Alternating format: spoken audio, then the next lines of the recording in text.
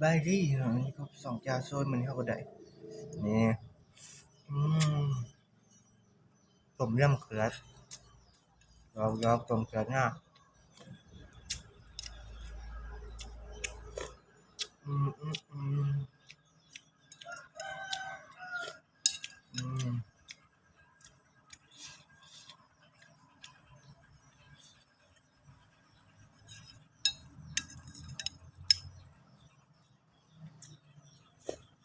อืม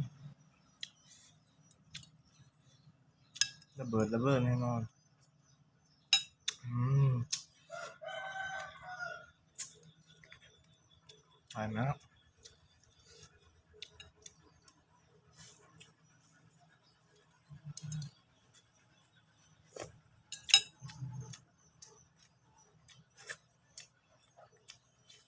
อันนี้ครับจาน